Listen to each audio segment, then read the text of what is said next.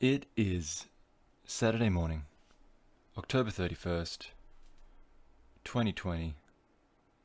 Best year in a long time. Jim here with the real news. And we're going to start with the news from, where I left off last week. Actually, before I do, you know what? I thought this week was going to be a bit lacking. There's no more G1. What am I going to talk about? Well, it turns out there's always plenty of people touching each other in their underpants for me to comment on. So never fear, alright? I'm always going to be having plenty to talk about. However, where you can hear me talk about such underpants touching is a different story, because you know what? I won't say where it was. I won't advertise this. I won't spread the vitriol, the hate that so many others would, because I'm a positive bloke. But there was this podcast service that I was uploading these deals to, and I think I did 4 of these every week around the same time, uploaded them. And then week 5, out come the hands. Pay up. Can you believe it? They wanted me to pay for using their service. So I told them to shove it. Well, I didn't. There was no one to tell. But, I decided not to continue. I thought about it. But nah. You know what? We're in the early stages. We don't want to expand too fast. How many businesses have done that, and gone bust? Blockbuster? I think they're still around. Subway? I don't know. These probably, whatever references I come up with wouldn't be relevant to the corners of the earth where there might be some critters listening to this anyway. But, I think you get my point. We'll just put it on YouTube for now. You've got my ugly mug there on King's body. That's all you need. But anyway, let's get into it, because like I said, there's actually a lot to get into. And I want to start where we left off last time, because I had just heard about this GLEAT show.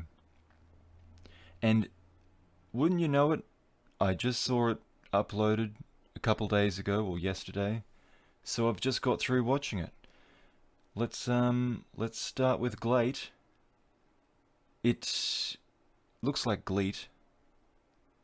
I think it looks like GLEAT. I mean, it's hard because I just kind of assume that my English is the right kind of English, because English is imperfect. It's actually ridiculous. I mean, I don't blame the Japanese for getting this wrong at all. Why would the end of the word change just by replacing an L with an R, or an R with an... No, replacing an R with an L. Oh, because GLEAT, I guess you would spell that G-L-A-T-E. But then why is great not G... Well, great is G-R-A-T-E. But then there's another type of great that's said the same way but spelled different. And then you have eat, E-A-T, and ate, A-T-E. I don't know. And then there's bleat. How do you spell bleat? A goat bleats. Excuse my typing here, folks. Bleat. Yeah, you spell that the same way. So it'd be GLEAT. Like bleat. Like billy goat. Like osprey, our best friend. No, I don't know. I think English is just wrong here. This is a there situation. Anyway, okay. Let's talk about some wrestling. Let's talk about some underpants. Okay, so it was at Korakuen Hall. Pretty cool. The matches are announced before the show by the commentator at ringside. And despite it being a 5-match card, this seems to just take forever. So after about 5 minutes of him still talking, I try my luck, and wouldn't you know it, they've got English captions. So I might actually know what's going on, right? I think. So I start over. Let's put the captions on. Let's see how we go. So they name all the positions of the top staffers. They kind of just glaze over that. Not necessarily what their titles mean. They mention the history of the UWF and their clash with New Japan 25 years ago. They explain 3 of the matches will be normal pro wrestling rules and the other 2 will be UWF style. This is bits and pieces because the translation is really rough, but it's better than nothing. So at least I'm catching bits and pieces of this. They're really pushing this as a at least a fourth coming of the UWF. There's a lot of UWF history in all these little vignettes or promos, whatever they are. And then there's a countdown for no particular reason to usher in the new history of GLEAT. We got a pre-recorded promo video. Kiyoshi Tamura is the... we'll get into what he is later, but he calls it fighting professional wrestling. But again, the translation could be off here. Soma Watanabe and Takanori Ito talk about training in the UWF style. They're both former Wrestle 1 guys, but they are the first 2 official GLEAT signings. There's the... Okay, so here's the top positions. These are the staffers. There's the GLEAT's chief strategy officer, who has an ICP tattoo on his neck, which is a great sign of strategy in life. That's Nasawa. Nasawa, out of the question, I think his name used to be back in All Japan like 10 years ago, or even longer actually. Nasawa out of the question because he's got a funny story behind that. It was something like he wanted to go for some title and the champion was like, absolutely not, Nasawa's out of the question, and then he just called himself Nasawa out of the question until he got his title match, and then I'm pretty sure he just lost the title match. But a bit of a character is fair to say in summary. They have Riki Choshu, who's called the Observer. I mean, even if they mean observer, which is what I think they mean, I still don't know what that would mean in this context. Is that a talent scout? They don't explain. Booker would make sense. That's, I think, what I said last week. I guessed that he would be the head booker, which that makes sense. I'd like to see that. Okay, so here you go. Tamura is the executive director, and Kaz Hayashi is the 4th main, or I guess pillar, you could say, of this. At the top of this organization, he's the chief technical officer. And I mean, the translation was bad before, but the translations fall off a cliff from this point. There's some classics here, though. So we've got sound of touching the bupper. Snipe, no way, Tara, Candle's path. 4 days grape, live town. Needless to say, I'm going to give up on the captions. Okay, first match. Nasawa versus Hayashi. So these guys, they start in the ring without entrances. And as far as clearly choreographed opening sequences go, it's pretty good. They go on to have a pretty good match, but it's not the wrestling I tuned in for, so I'm not going to go through it blow by blow. Nasawa gets busted open a little bit at some point, but judging by the amount of scar tissue on his head, it could have been from a mild breeze in the building. It's not much of a... I mean, it's not a long match. Hayashi wins by pinfall, they shake hands afterwards. They show the post-match comments straight after the match, which I think is a good idea. I kind of wish New Japan did that. I don't know. I guess it has its faults and its benefits. It would maybe break up the New Japan shows a little bit, make them a bit more varied to have the post-match comments, but it also might stop them from kind of flowing the same way they do. Anyway, so yeah, they show the comments before the next match begins. And I thought, oh, let's have some fun. We'll turn the captions back on, shall we? Nasawa says he is sorry to say the main store of the black wrestler is good, and that Yoda won well. So, no, it was useless. Never mind. Hayashi sits next to him, kind of just quietly listening to whatever he's saying. Not to suggest that they were ever making it seem like these two weren't buddies. I mean, they just mentioned that they're in business together. But, yeah. So, the next two matches are what I was interested in. These are UWF rules, and they explain the rules in a graphic before the first of these two matches. But once again, I can only get so much from it. It's all in Japanese, both in writing and what's being orated over the top of it. So, there's one fall within a 30-minute time limit. Falls can come by way of submission, KO, referee stoppage, doctor stoppage, throwing in the towel, disqualification, or forfeit. There might be one or two of those wrong. There might be one or two that I missed, but that's generally what they said. They also seem to suggest that there would be judges that decide a victor if the time limit were to elapse. Now that part I'm even less sure of, but actually, now I think about it, maybe that's what Choshu is. That's what the observer is. He's the decision maker. And if he's the booker, then that makes sense, because he's just like, well, the guy I want to win wins. That guy. Yeah, there you go. Alright, maybe that's what it is. So, they say about rope breaks that there's a limit on those, but it was hard to discern exactly what they meant. You're not allowed to pull the hair or attack the spine. It sounded like elbows were banned to some degree, which is normal in Japanese fighting. I think they said something about a caution, like a yellow card, but we just have to wait and see. So, first match, Masakatsu Funaki and Minoru Tanaka versus Kazuki Okubo, I've spelled that wrong there, Okubo, and Takanori Ito. So Ito and Okubo get the traditional entrances, but I mean, they're pretty basic, but they look good.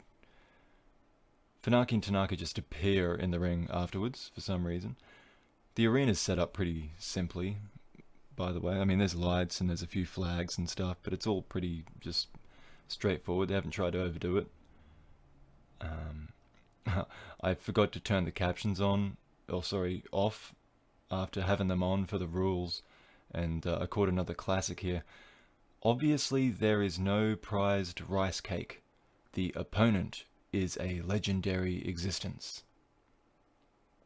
I'd love to give that on a shirt with GLEAT below it. Just like that quote and then the GLEAT logo below it. And I will pay you the cost of uploading my podcasts to an unnamed website. But yeah, okay, so introductions are necessary here, I think. So Funaki still holds the record for the youngest New Japan debutant at 15 years old, as far as I know. But short Funaki history lesson. He left New Japan with his dojo buddy Minoru Suzuki for Akira Maeda's second coming of the UWF, called Newborn, UWF Newborn. He became a star there before moving on to his mentor's promotion, Pro Wrestling Fujiwara Gumi, until leaving pro wrestling behind altogether to form one of the first mixed martial arts promotions in Pancrase, with, of course, Minoru Suzuki as well, and Ken Shamrock, or Wayne Shamrock, back then. And I've seen all that early stuff, the Funaki's Pancrase stuff, but still, in double-checking my work, I came across an interesting paragraph on his Wikipedia page that I would like to share. So it starts with a quote from Frank Shamrock, brother of Ken, who is also a fighter in Pancrase and in the UFC. Funaki was like a mad scientist. He took the idea of submissions to an even higher level than the rest of the Japanese contingent. He had this insatiable desire to learn more and to push his body harder. And as an entertainer, he understood the need to entertain. End quote. This realization for the need to entertain often resulted in Funaki, along with Minoru Suzuki, quote-unquote, carrying some of their opponents during fights. In essence, in order to entertain the crowd, Funaki and Suzuki would occasionally give their opponents opportunities to create drama before finally finishing them off. Josh Barnett said, "When you're that good, you can have a guy thinking he's doing so much better than he expected and have no idea that they're just letting you last like a cat playing with a mouse." End quote. Frank Shamrock added, "I know for a fact those guys," as in Funaki and Suzuki, "were light years ahead of everyone else, and they were so good that they would go towards entertainment before they finished a match." End quote. Okay, so the reason I thought that was interesting was just because, I mean, the way they would do this wasn't obvious, by the way. I think that's important to mention as well. Because, as I said, I watched these fights and I couldn't tell. I mean, I'm no expert, but, I couldn't necessarily tell that they were letting these guys get extra offense in. But just imagine if instead of having that one guy that's fully confident in his ability and knows where those lines are, or those boundaries, imagine if you had two, like just a promotion full of Funakis versus Suzukis. So that's my astronomically high hopes for GLEAT, but interesting to me. Anyway, sorry, so that's Funaki. We've got Tanaka as his opponent, who I know as Minoru, which is what he was called when he was a junior heavyweight in the 2000s with New Japan, or he was called Heat as well. But yeah, I know him as Minoru. He was a tag team with Prince Devitt, or Finn Balor, to those that know of him more recently. So yeah, Tanaka was with New Japan in the 2000s. He defected to All Japan at the end of the decade. Then he left All Japan with Muto to Wrestle One, and then ended up in Noah. But I guess more relevant than his recent history is his beginnings, because he was trained by Yoshiaki Fujiwara. And he started in Pro Wrestling Fujiwara Gumi, which is a shoot-style promotion, and he left there for another shoot-style promotion in Battle Arts at the end of the 90s. And then it was at the turn of the century that he joined New Japan. So he's got this kind of shoot-style background. Okubo is a former mixed martial artist of reasonable success. He had a couple fights in Pride. And he's also been competing infrequently in pro wrestling over the years as well.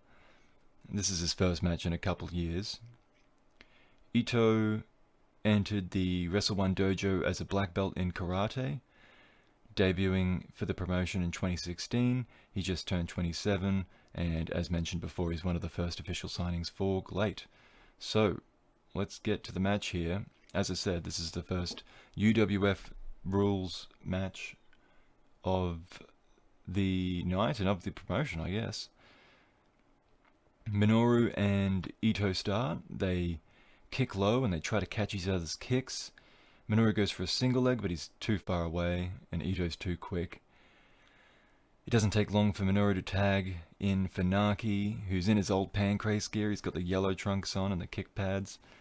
There's a nice trip and mount from the old fella, but Ito gets back to half guard.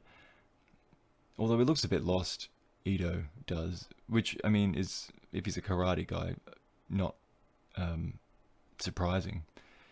But I notice now there's like points at the top of the screen, so there's 5 points for each corner, red and blue. There's, I assume at the time they were for rope breaks. I found out that they are. Okubo tags in, and so does Tanaka, or Minoru. I should stick to one name, Minoru. They pick up a bit of a Yeah, they pick up the pace a bit, but it's still mat-based. There's a nice sweep from Minoru. Minoru he goes for a knee bar, but he gives up on that pretty easily.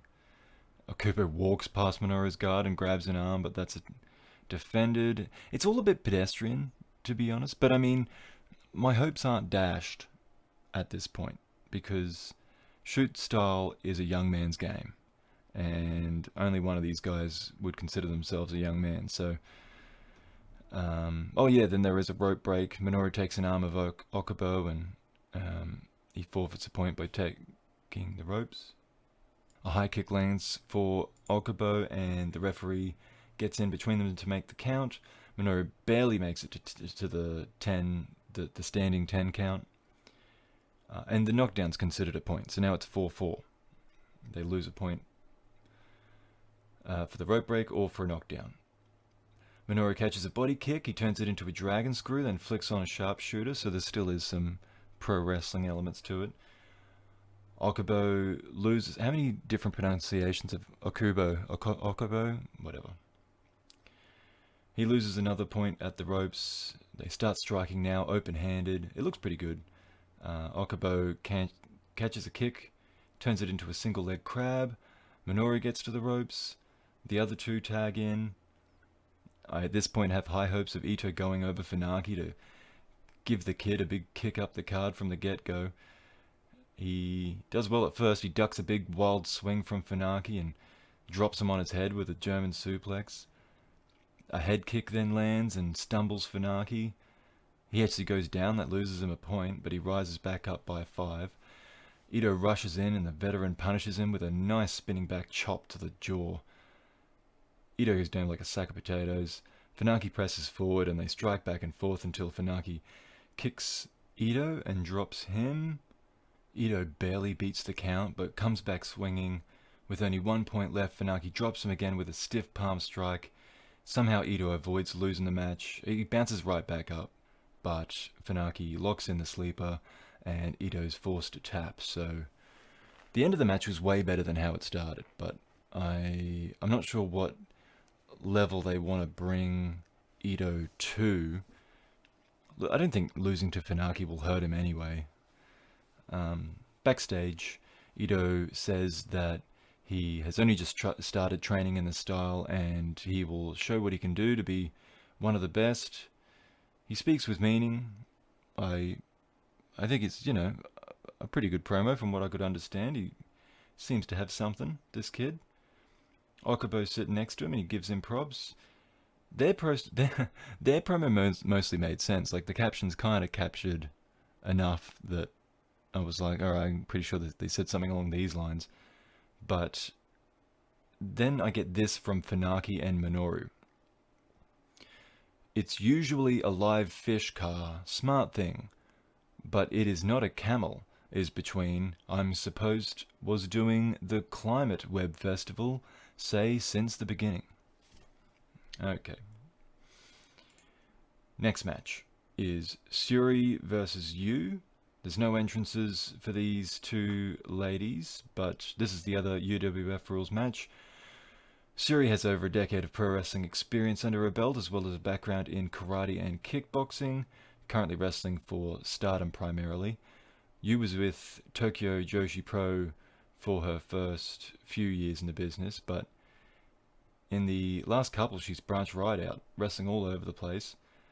She had her wallet stolen in Germany, and her money became 0, according to a tweet of hers I found. You will enjoy a healthy weight advantage. The exact figure unknown, as her weight was not disclosed to the person in charge of the banners at the bottom of the screen that act as a quick tail of the tape. So we just have a question mark there. Like the tag match, both competitors have 5 points each that they start with. And of course, now we know at least rope breaks and knockdowns cost a point each. Syuri is the aggressor with leg kicks early on. She manages a takedown before cranking on an arm and forcing an early rope break from Yu. Yu fights harder to avoid the next takedown and gets on top herself. Syuri cries out in pain. She struggles to move from under Yu's bigger body to make it to the ropes. stopping an arm lock. Suri throws some knees to the body with a clinch, but Yu uses that contact to hip throw her down. Suri uses a counter to go for an arm. She nearly gets a seated armbar. Or she does. It was similar to Nagata's Shirome. But Yu rolls out of it. Suri just keeps going for that shoulder though. She gets it again. This time it forces Yu to the ropes. Yu tries an ill-informed running senton. After a nice trip, but then the senton misses. She drops down hard. Suri goes for a triangle. Yu powers up, powerbombs Suri down. That's another knockdown. As soon as Suri gets up, Yu sprints straight at her, crushing her in the corner twice and going for another armbar. So Suri has to use the ropes again. So now she's only got 2 points left. There's a big high kick that evens the score, knocking Yu down. And she's still wobbly when she rises at 9. Suri rushes in with a flurry of kicks, but then Yu catches one and makes her pay, powerbombing her again, and then landing the running senton for another knockdown. Now Suri is really shaky, as in the referee should not have stopped counting the knockdown. Yu knocks her straight back down with a chop, and it seems like that should be the win. That's another knockdown, but Yu goes for a powerbomb, like picks her up herself, goes for a powerbomb, and it's clear that there is meant to be a counter here because Suri tries several times to inelegantly lift Yu over her back, but she just can't muster the strength to do it, which is a bit awkward. A big high kick follows from Suri, which would have had so much more impact if they got that pop from the big back body drop to the bigger girl, but that knockdown puts them at 1 point each remaining, and then Suri throws some more kicks, some knees, rolls Yu over into a sleeper hold and chokes her out unconscious to win the match. It's a shame they couldn't quite pull off that finishing sequence properly because it was otherwise a really good match. And yeah, I think that would have been a cool finish otherwise. So yeah, a bit of a stumble there, but that's alright. It was still a good match. They shake hands afterwards, they hug, they go do their backstage promos, and I have the horrifying thought of how inappropriate Kenta would be back there right now with the lovely but larger Yu. So those were the two UWF matches. That's what I was really mostly interested in. But then Kinu versus Soma Watanabe. Watanabe, of course, being the other young man to be signed as a full-timer for GLEAT. So I thought I'll at least have a go at quickly rushing through it. He's a handsome young man, the Watanabe. He's only been working a few years. He was previously with Wrestle 1 as Pegaso Illuminar. He was under a mask. He takes some photos with another blonde fella who's got some flowers. And Kinu, an even blonder fella, stands across the ring intensely. Kinu's been with Noah for years. He had a short run as their heavyweight champion a few years ago. He's the current GHC national champion, which is a really pretty belt. I wish he brought it along.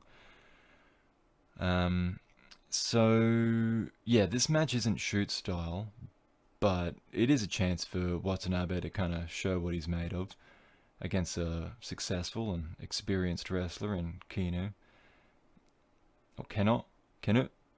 I always say Kinu. I don't know. I don't listen to how they pronounce it. So I think it's Keno. Maybe I should look that up. Maybe I should be good at what I'm doing. Nah. So, where are we up to? I've lost my place now. Oh, well, they have Choshu there sitting at ringside, and Tamura was sitting at ringside too.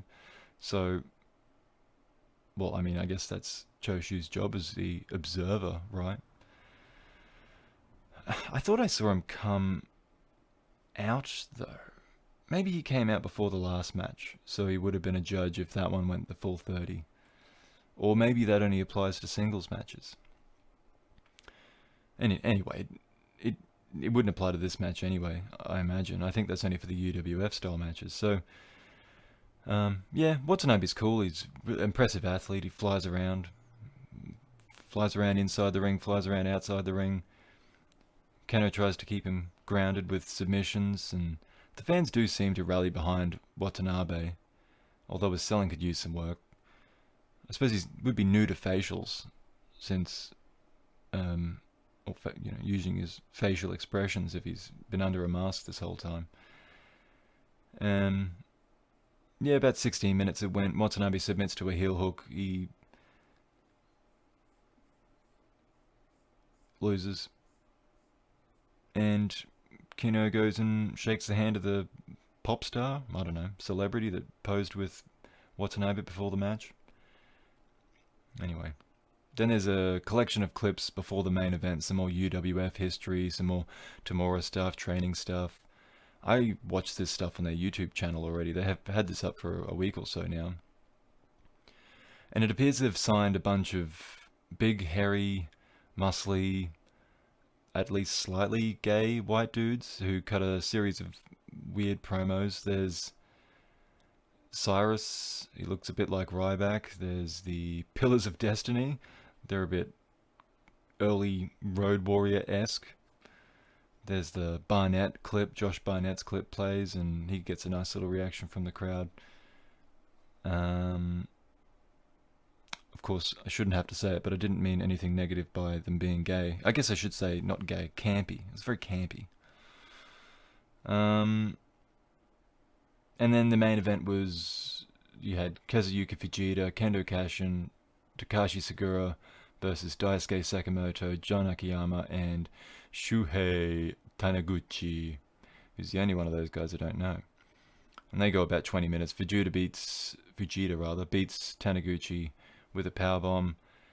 And yeah, I didn't watch it. That's not why I'm watching this, like I said. But and I've already seen all these guys except Taniguchi. But I saw him in better days, frankly. But at the end of the match, Akiyama and Fujita get into each other's faces and need to be held back. So I'm not sure how much of this is going to continue on GLEAT shows, but I guess that's what's interesting about it. You don't know what's going to happen. But it was a decent little show to start with, and I'm a big shoot style fan, so I'm right behind it. I'll be following it until it crashes and burns like all the other shoot style promotions.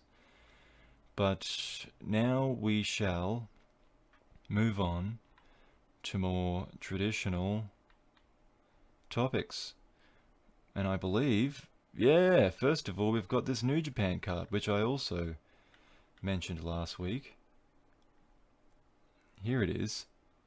But I didn't have time. I was an hour and a half in, and I would have been starting the review of this show. So, oh, by the way, I didn't mention that GLEAT show was from the 15th of October. That's why I did that one first, because it only just aired, like I said, a couple days ago. Oh, excuse my chair. But, yeah, it was back on the 15th, so I didn't look up when they were planning to do another one, but usually they're pretty spread out when they're getting started, so might be December sometime, or maybe we'll see one next month. Who knows?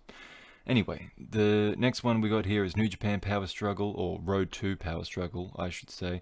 Also coming to us out of Korakuen Hall. This was on the 23rd, so Friday last, not the Friday yesterday, the Friday before that. And we start with Yuya Uemura and Yota Tsuji. Oh, you thought these guys were done? Not even close. Don't even try to tell me you're sick of Boston Crabs, you bum. I'm more interested in these matches than I am in most of the tags. But, yeah, they have one of their matches. You know the drill. Uemura goes over in this one with the Kanuki suplex. Backstage, Yota says he won't ever stop fighting Uemura, while Uemura is aiming to play a part in the Best of Super Juniors, which is ambitious, but good on him. We've got Okada and Gabriel Kidd versus Okan and Ospreay. Okan comes out walking weird. B comes out with Billy. Okan distracts the referee while B and Billy attack Kidd.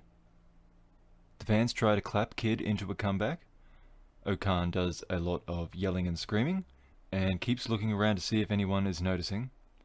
Okada gets taken out, and Kid gets his face slammed, the move which is being called the Eliminator, Okan's finish. So that ends the match. Backstage, Okada calls this a war between brothers, and he doesn't want Okan in the way. He is done being nice, and Ospreay better be ready. Okan says Okada is going to get cooked. Ospreay calls he and Priestley the king and queen of sports.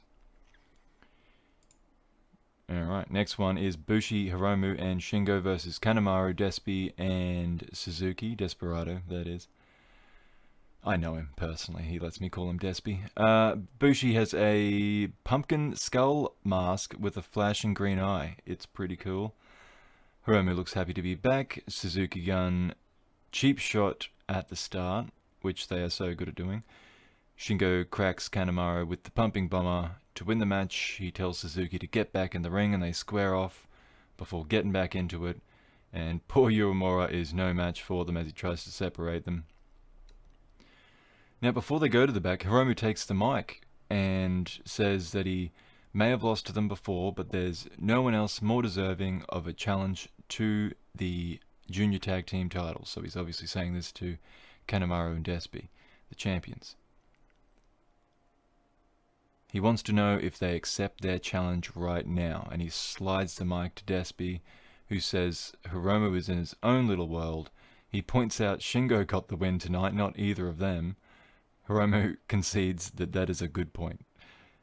Desperado says their words are weak and they sound desperate, but they'll give them the shot anyway. Suzuki and Shingo's fight continues backstage. They're at each other's throats.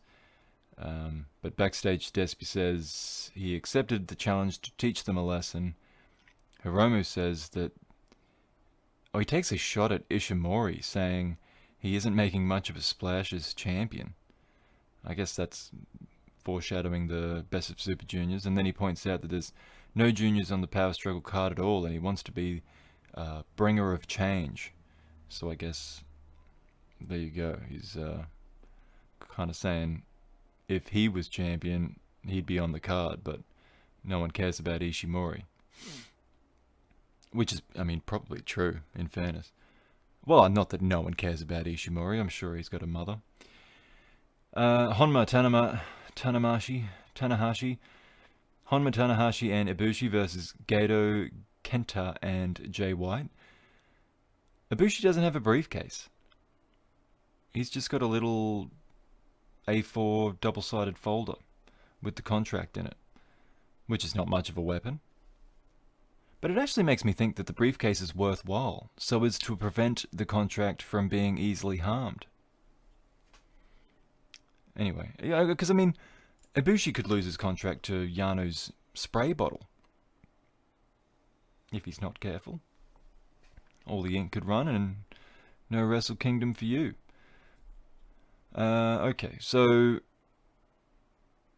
there's one thing I noticed about this match, and it's how aggressively Honma's hairline has receded. He's starting to look like Road Warrior Hawk, with like just the two things down the sides of his head. Maybe that's just because he's kept slapping his head so much, and he's just worn down all the hairs. Maybe you should stop doing that. Going for the Kokeshi. Anyway, so just as he's getting going, by the way, Honma's, he's getting fired up, and Jay White pulls him out of the ring. Kenta beats on him too. The rival pairs go at it, so, we've got Tanahashi and Kenta, White and Ibushi, and Kenta grabs his briefcase, Tanahashi intercepts and knocks it into Kenta's head instead. White tries to sneak a Blade Runner on Ibushi, but eats a Kokeshi, as does Gato. Ibushi follows up with a Kamigoye to Gato, and the match is over right there, although the fight is not. Kenta fights off Young Lions to get to Tanahashi. White grabs the little folder and plays a bit of keep away, but I think he kind of realizes that he can't be too cheeky, because he might actually very easily rip the contract, and that's not an angle yet, so he shouldn't be doing that. So he just kind of gives it back and whatever. Promo backstage. White wants a chair. No, he doesn't. Yes, he does. No, he doesn't. He points out they didn't even give Ibushi a briefcase. He hears Evil's music because he's coming out next, and he suggests that they might face off at Wrestle Kingdom. He says that he will do his part and win the contract. Evil should do his part and win the titles to make that happen. And then we have Kenta. He doesn't like who is behind the camera because he doesn't recognize anyone. He says Tanahashi has developed a stutter and always mixes up his words. And then he starts recalling specific occasions and quotes where Tanahashi misspoke. He says he's jealous of how naturally simple Tanahashi is and says he has to pay for the damage to his briefcase. Tanahashi says he's put on his old colors to capture his old spirit as part of a fresh start, headed toward the Tokyo Dome. Colors is in his outfit, by the way. Honma says he's had fun, but is disappointed that he didn't have more energy after the break that he's just had. Ibushi doesn't get a thing that Jay says, despite all the talking he does, and says he'll defend the contract and head straight to the Dome. Next match is Sanada and Naito versus Togo and Evil. Naito and Evil had a pretty long spell early in the match, and it's impressive in a sad way how long it takes until a weapon's introduced. It's about 10 minutes. Togo hits Sanada with it, and Evil holds the referee, and Naito just kind of chills on the floor outside while it happens. Evil... Actually, no, it was Togo tries to drop Sanada onto the chair, but Sanada counters and drops Togo on it instead. Evil tries to attack Sanada, but Sanada and Naito work together to remove him. Naito sends Evil hurtling over the barricade, while Sanada catches a low blow attempt by Togo, hits the TKO, and Naito stays on top of Evil, while Togo doesn't wait long to tap out to the skull end. So, I mean, that's a classic New Japan finish, the predictable restorative win for Sanada over no one significant. Not that I have a problem with it, but backstage we got Evil talking about how he's a worthy double champion. He's already been a triple crown champ. Well, not triple crown. That's All Japan. He's just been a triple champion because he had the trios belt when he won the double title, and then he gave it up. And now it's Yoshi's, and he can't beat Yoshi. What else did he say? There's someone he's looking forward to facing when he defeats Naito, but he doesn't say who. Do you think it's Jay? I think it might be Jay. Naito complains that they ignore his requests and fulfill all of Evil's. He questions how much value New Japan put in Evil. He apologizes to the people that bought a ticket to the show, to the Power Struggle show. He says, if the fans don't want to see another main event between Evil and Naito, they should just leave. They should leave before the main event. What a burial this is. But then he does go on to say that for those that do stay, he will give them their money's worth. Alright. Speaking of those trios championships, speaking of the Yosh, the Harsh, we've got the main event, Never Openweight 6-man tag team championship, Yoshi, Ishii, and Goto versus Dookie. Is it Dookie or Doki? I'm trying to hear Kevin Kelly's call. I think he says Doki. Does it matter? Probably not. Doki, Zack Sabre Jr. and Taichi. And Kevin Kelly's fortunately here to tell us the tale of Doki and Yoshi's rivalry. So apparently Doki went to Mexico after his New Japan training, and he went there on his own dime, which might mean New Japan just dropped him instead of bothering to continue his training at all in the form of an excursion. But anyway, apparently over there he met Milano Collection AT, who introduced Doki to Taichi, so that's where that connection started. But in the meantime, Doki became the Japanese go-to guy in Mexico for all the Japanese wrestlers that would travel over there. And when Yoshi came, Doki didn't think much of him. And then over the years, Doki felt disrespected by Yoshi, who said that he needed to forget what he learned in Mexico to do better in Japan. Better than what? I don't know. Is this recent, Yoshi? But anyway, in the ring, these two are cracking each other. It's the match is built around that little rivalry. Little. I don't mean to be diminishing of it, although it is Yoshi and Doki. But so the Chaos team up on all three of the Suzuki-Gun opponents one by one. They give Yoshi the floor with Doki again. Zack distracts the ref, and Doki grabs his pipe and attacks Yoshi with it, so that turns the tables. They take turns beating up Yoshi for a while. Until Yoshi counters a Zack Sabre suplex, probably because he isn't heavy enough, according to Tanahashi. So Yoshi tags in Goto, then he does alright, until Ishii gets in and he has his knee targeted by Taichi, because Doki hit Ishii's already bad knee with a pipe at the last event, back when they made the challenge for these titles. So then they're all ganging up on Ishii. Goto makes a save. Taichi hits a last ride. Ishii kicks out, transitions into a single crab on the bad knee. Ishii's in rough shape. Goto has to make the save again.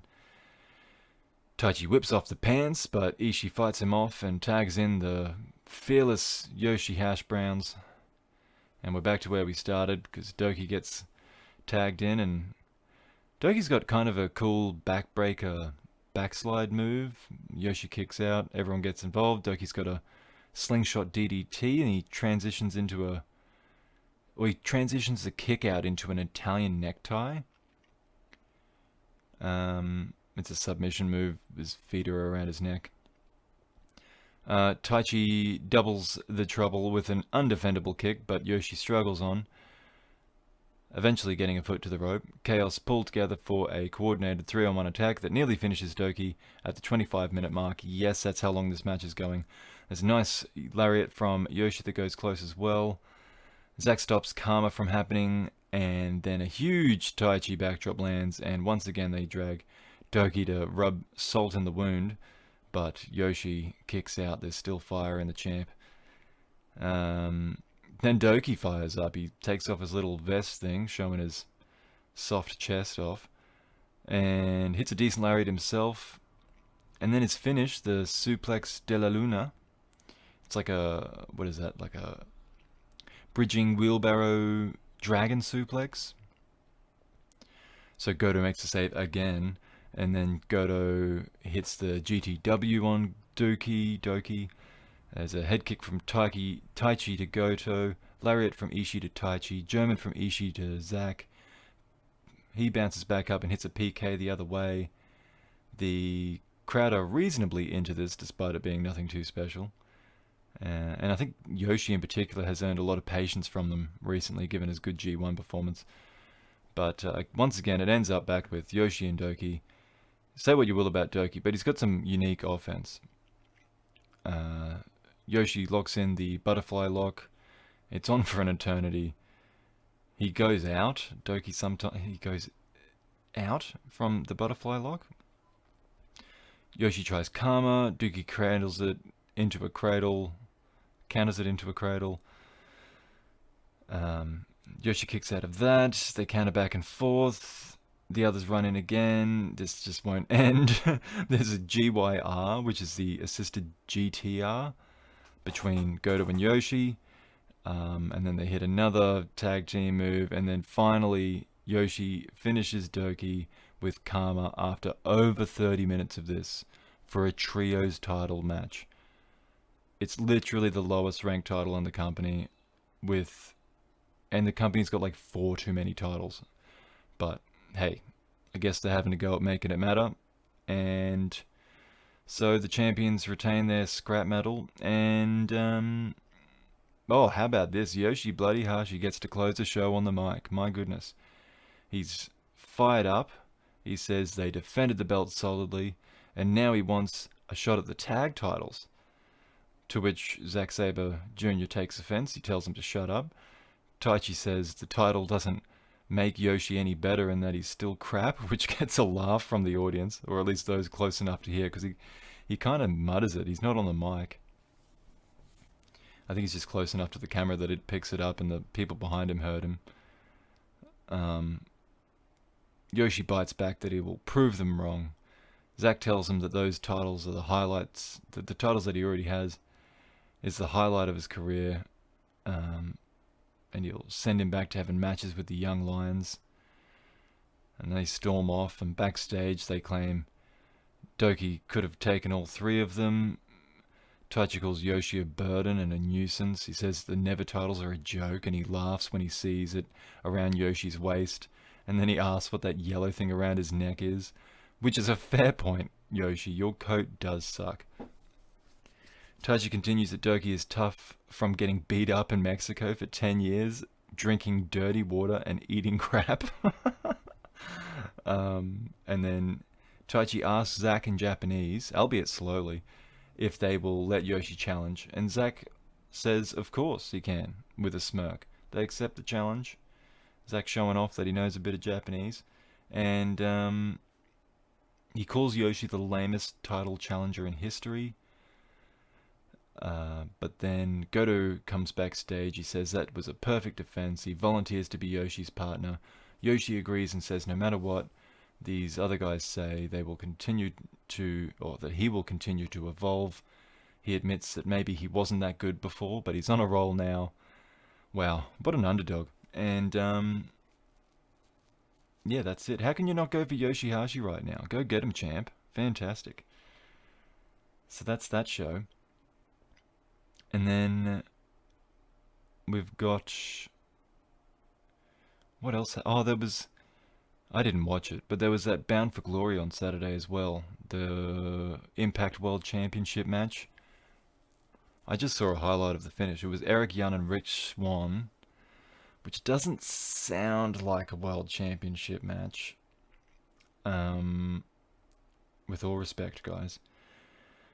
Lethal Injection is a fake enough looking move without EY selling it like he did. He bounces around to position himself for the turnbuckle move that they planned for a finish. So Rich Swann wins the Impact title. I don't even know why I brought that up. I wrote it down because I watched the finish, I guess. Okay, but we had a good Ring of Honor show, so let's get into that. So last week, Williams defeated Yehai, and he's got his promo this week. He compliments his opponent as one of the best wrestlers in the world. He hopes to meet him again in future. He asks why Lethal, Jay Lethal, he asks why he doesn't know who he is. Williams, that is. Williams asked why Jay Lethal doesn't know who he is. And strings together a decent promo here, actually. And then the other match was Woods beating Black. And he has Silas Young do his talking for him backstage. The interviewer asks if they have any reservations going into the semi-final match. And Silas kind of cracks it like, why would he have reservations? And goes off, and Woods thought that the interviewer meant dinner reservations. He's like, yeah, I don't have any reservations. Where should we eat? He's a complete dope. I don't like... Yeah, I don't...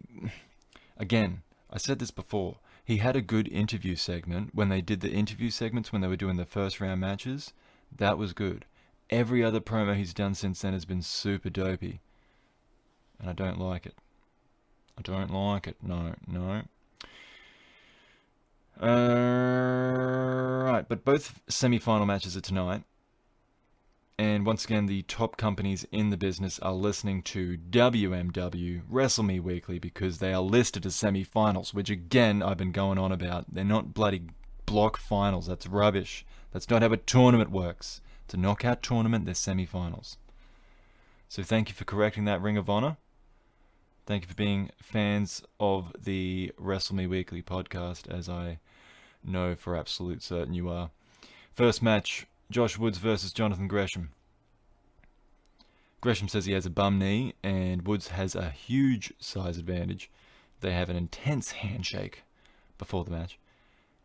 A bad single leg attempt from Gresham that Woods defends with ease. Then there's not long before Gresham uses a rope break, and he keeps checking his knee, so Woods could be in his head already.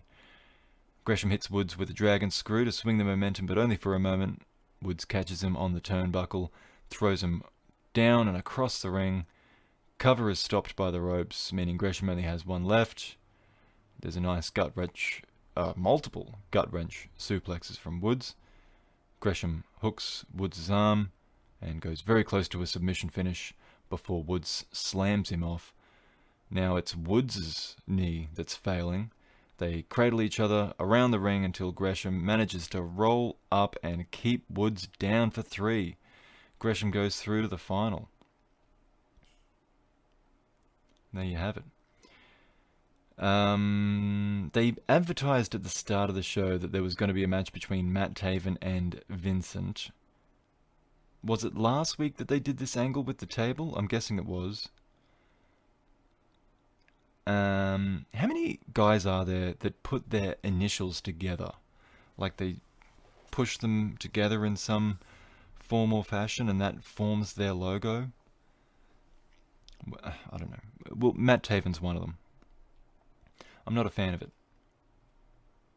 So, Matt Taven's coming out for his match, and he barely gets onto the stage before Vincent attacks him from behind. So Taven has barely made it out in front of every single one of his fans who were in attendance there at the time. As in, every Matt Taven fan in existence is there in attendance. Because there's no one in attendance. Have I made the joke obvious enough? Matt Taven has no fans. Vincent sets up Taven on a table outside the ring, and then he climbs up a purple ladder, and he flops down and goes through the table with Taven, and he kind of says, like the camera's close enough to pick him up, saying that nobody can hurt him more than he can hurt himself. So it sounds like he's got some real issues, this Vincent. There's a promo hyping up Shane T and EC3. There's no ads on this show, which is a travesty, because sometimes that's my favorite part. But this was actually a pretty good show. So the next match is Tracy Williams and Jay Lethal. Williams has used all 3 of his rope breaks in his 2 matches so far. So Caprice Coleman is speculating that he is playing the long game and protecting his shoulder, which is a smarter comment than I'm used to hearing from, I shouldn't say from Caprice, but I guess just above the murmur of commentary. Usually what stands out to me is the dumb stuff, but that actually was a good thing to point out by Coleman. And it's actually Lethal that uses the first rope break in this one, and commentary speculate he might regret using it so softly. Not long later, Lethal uses the ropes again, and we're less than 5 minutes in. Lethal comes back, and the shoulder of Williams begins to buckle. He uses 2 of his rope breaks, and then takes a break outside of the ring. This is Williams. When he returns, the match really picks up. There's a back and forth flurry. Williams hit a one-armed pile driver because he's really selling the arm. Lethal uses his final rope break to stop the pinfall on that pile driver. Lethal counters and hits the injection, but this time Williams puts his foot on the bottom rope, so there's no more rope breaks for anyone. Lethal hits an elbow drop, but then Williams counters the lethal injection into a rear naked choke. Lethal gets to the ropes, but it's no use. He uses those to push himself over and pin Williams' shoulders down, but Williams counters that into the crossface very neatly, and Lethal taps out to that. Another good match. They shake hands as Williams applies ice to his injured shoulder. Really good match.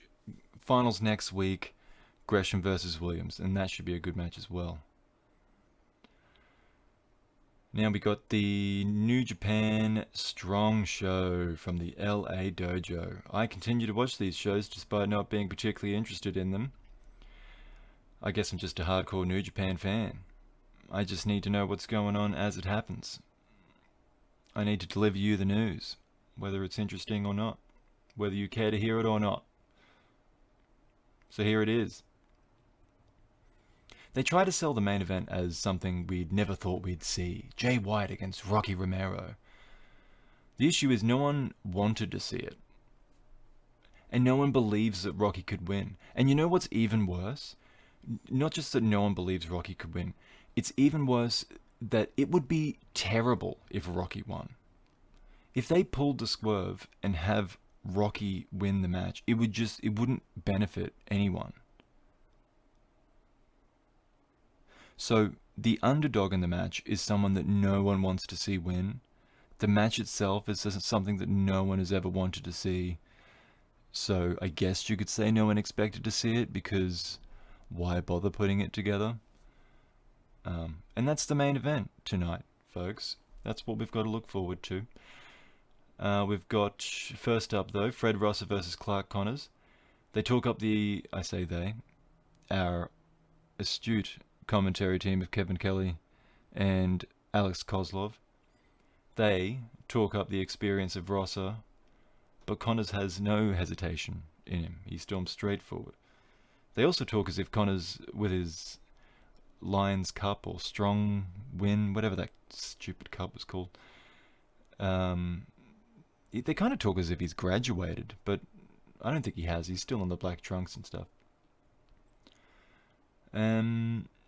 Main thing I took from this match is that I'm back to thinking that Ross's nipples do look weird. I thought maybe that they didn't. At first I thought they did, then I thought they didn't. I'm back to thinking that they do look odd.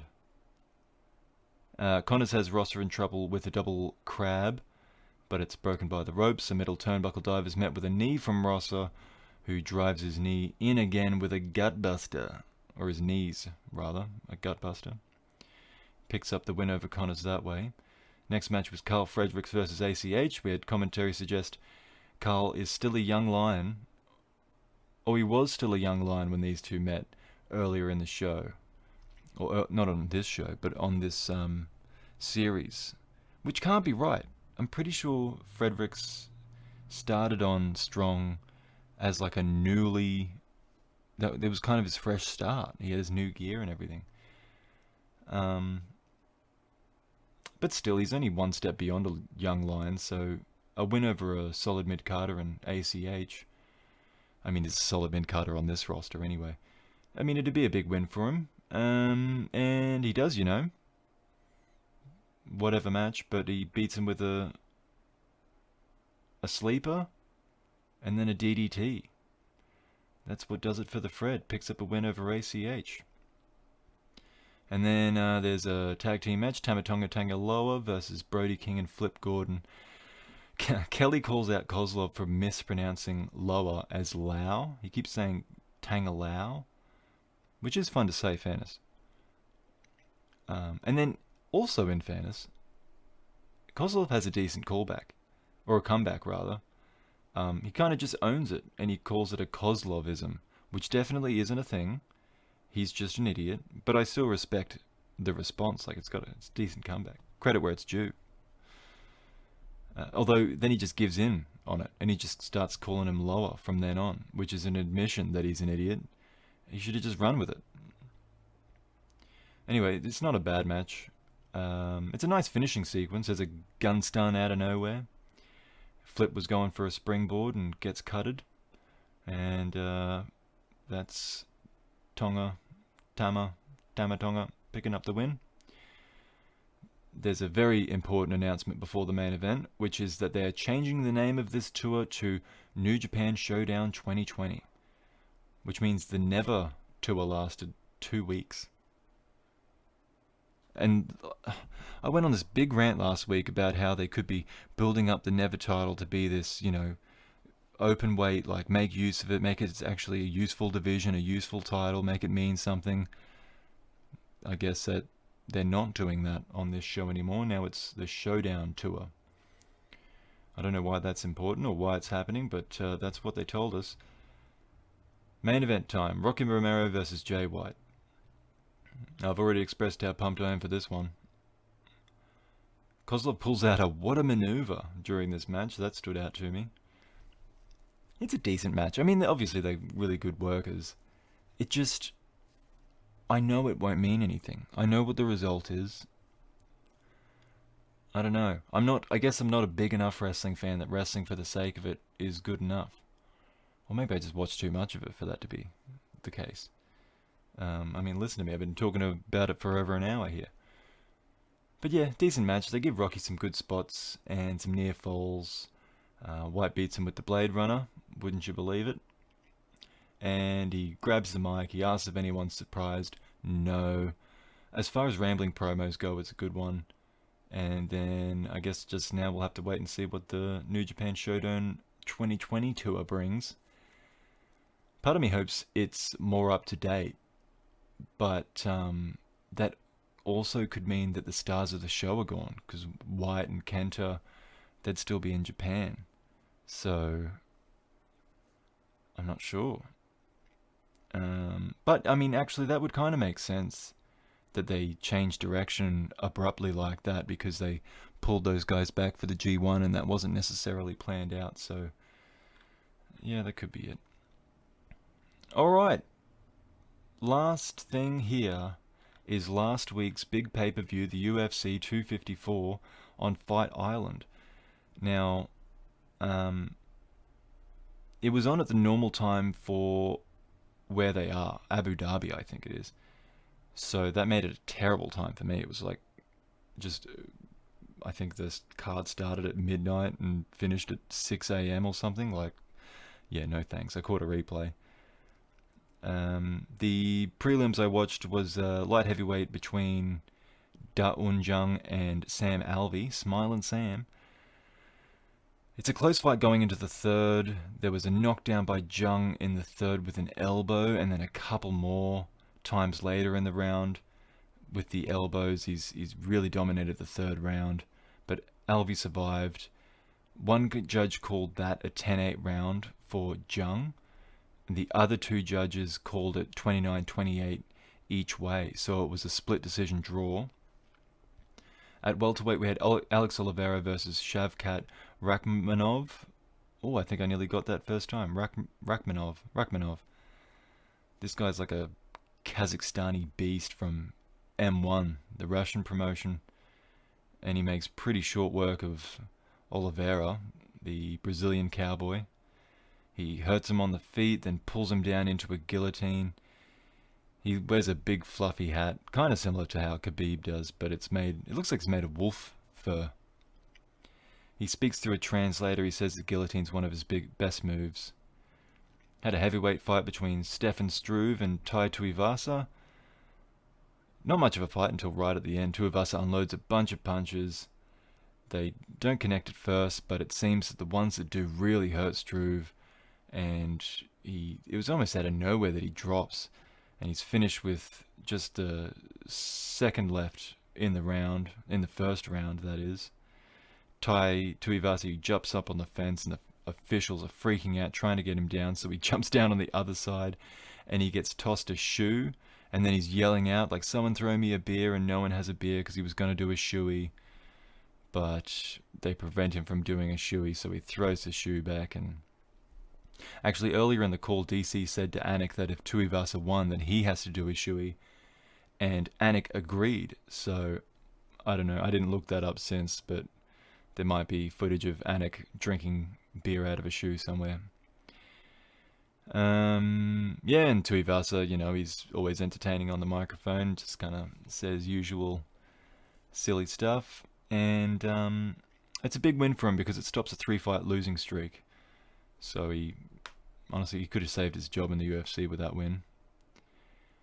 Then we have the main card fight. So at light heavyweight, we had Magomed Anklev versus Ion Cutelaba. I remember the first fight. So Kudalaba lost that fight because he was playing possum. He was pretending to get wobbled by punches, and he kept doing it. Unfortunately, the only person he fooled was the referee. He called the fight off early, and then he has the nerve to be angry about it. Like, well, maybe you should stop pretending you're hurt then, dickhead. But it was a shame because it was a really good fight, and it started with it was so intense at the start. I don't know what kind of build there was before that first fight, but when they were reading out the introductions, like just their names, Kudalaba like walked right across the ring to get in Anklev's face, and they nearly got into a fight before the fight even began. So, yeah, and then the fight ends like that. So obviously they're going to do a rematch. That was supposed to happen at UFC 252, but Kudalaba tested positive for COVID, and then finally they've put it together here. So it's actually a pretty tame fight until there was about a minute left to go in the first round. A left hand drops Kudalaba for a moment, but he pops straight back up. Short time later, Ankalev knocks him down again with a neat combo, and that's followed with just some savage ground and pound to put Kudalaba out. Knocked out. So the rivals shake hands after the decision is announced and I guess bury the hatchet, but yeah, Ankalev is a level above there. So that's a fresh looking light heavyweight division now that we've got John Jones gone and a fresh champion, new champion in Blachowicz, so that might be a contender soon enough. Then we had a flyweight bout between Lilia Shakarova and Lauren Murphy. Excuse me. I've been sitting on my butt too long. Just adjusting here. So everyone's talking up this debutant Shakarova as a badass, including Shakarova herself, because she says her opponent Lauren Murphy, who is ranked 5, is too slow and should retire. So Murphy's 37 years old, in fairness, but wasn't happy with that comment. Not a whole lot happens in the first round, but Murphy has more control. She earns a takedown in the second and eventually takes the back of Shakarova and makes her tap. So much for how much of a badass Shakarova was. Didn't really do anything. Murphy comes across as so sweet in her post-fight interview and then makes an impassioned plea for a title shot in what turns into a fantastic promo. She promises to walk into the octagon next as a contender and walk out with the belt. But I actually made note of this as one of the best promos I've seen, especially on UFC, but even in pro wrestling. Just worth checking out if you missed it. Lauren Murphy from UFC 254. Really good promo. Really like that. We had a middleweight bout, Phil Hawes versus Jacob Malkoon. Malkoon's making his UFC debut. He's fighting out of Sydney. Hawes knocks him out straight away. So go back to Sydney. It was a right hand, and then there was a few more punches to end it, but apparently that earned him the quickest middleweight debut finish in UFC history. But Hawes is pretty calm about it all. They've got a bit of time to play with here with all these finishes. So Michael Chandler's former Bellator champion, he signed, and kind of like a poster boy for Bellator. He signed with the UFC and he stands at ringside with Anakin DC, and they discuss his future in UFC's lightweight division before a heavyweight bout between Alexander Volkov and Walt Harris, a couple of real big boys. Harris has a lot of trouble with Volkov's reach, doesn't really deal with it, and Volkov picks up the win in the second round with a body kick. At middleweight, we had the number one contenders match here. Robert Whittaker versus Jared Cannonier. Whittaker looks sharp and quick in the first round. He stumbles Cannonier with a right hand. Cannonier just can't get near him. In the third round, Whittaker lands his favorite punch kick combo, and Cannonier goes stumbling backwards before falling down against the cage. Whittaker follows up with punches and controls the fight on the ground for a minute. Cannonier's a beast, though. He manages to get back up to his feet, and he actually clips Whittaker toward the end of the fight, but time just runs out for him, and the Aussie's done too much. He takes it unanimously after 3 rounds, and is cheery as always after the fight, complimentary of Jared, but despite Anik's efforts to have him call someone out, he refuses to. We hear more on that later. But before that, the final bout is a World Lightweight Championship unification between Khabib, well, let's just say Khabib. No, I'm going to try. Nurmagomedov. Oh, I got it. Nurmagomedov. Khabib Nurmagomedov and Justin Gaethje, who's the interim champion, just because Khabib has long breaks between fights. Although this time, I think, was it his father's passing, or was that only just like a month ago or something? No, I don't think that was the reason. I think he takes long breaks anyway. But yeah, stand-up fight for most of the first round. Both guys landing punches. Gaethje with some leg kicks as well. Khabib just seems to walk through Gaethje's punches. He's one of the hardest punchers in the division. Just doesn't seem to do anything to Khabib, who then takes Gaethje down with a double leg shot. He goes for an arm, but the round ends. Like, if he had in 10 more seconds, the fight might have been over there. And Gaethje looks tired already. The leg kicks aren't really working. I mean, like, they're scoring points, but Khabib he's a Terminator. He shoots in again. Gaethje stuffs it this time, but it doesn't matter. Khabib just somehow scrambles out of it and takes his back, and then mounts him in an instant. He gets high, he secures the triangle from on top, the mounted triangle, and then Gaethje taps like 4 times and the referee misses it, so he just goes to sleep, and the referee sees that when Gaethje's knocked out, and so he stops the fight then. Khabib walks to the center of the octagon, he gets down on his knees and is just crying his eyes out. Gaethje's fine. He wasn't taking shots or anything. Khabib just triangled him, so he's okay. He wakes up. He congratulates Khabib, who remains very emotional. Khabib, or his corner's taking off his gloves, and he tells Anik that he won't fight again without his father. He promised his mother that this will be his last fight. He says that he's the #1 pound-for-pound fighter, and he wants the UFC to show that. He thanks Justin. He's very complimentary. He says something about, being kind to his parents or something. You never know when they'll be gone. Then he speaks in his, well, I don't know. I think he has 100 languages, but whatever it is, Russian, Arabic.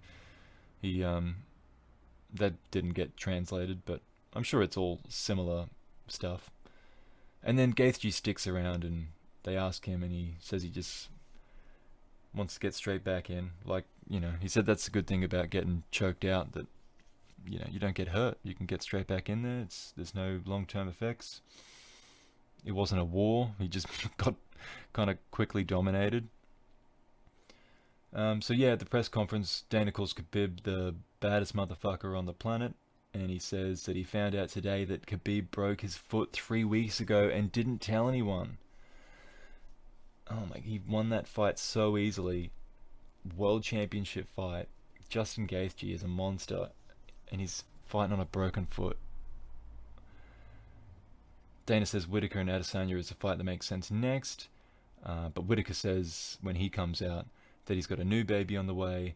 He doesn't want to be thinking about a fight when that's happening. He says that's what was going on when he had his last few children. I think this is his 5th child. He says, no, I don't want to be thinking about a fight. I'll come back in like March or April. I want to be with my family while we have this baby, while we have Christmas. And he just hopes that lines up with Adesanya's timeline, but he isn't concerned if it's Adesanya next or not. He says, our paths will meet eventually. I'm not worried. I'll just, keep fighting whoever they put in front of me. Which is exactly what Dana does not want to hear. But that's Whittaker for you. He's just too chill. But that's why, people like him too. So anyway, this was a really good card. It's too bad about the time, because this would have been a fun one to watch live, but I had it spoiled. I saw the news in the morning that Khabib won.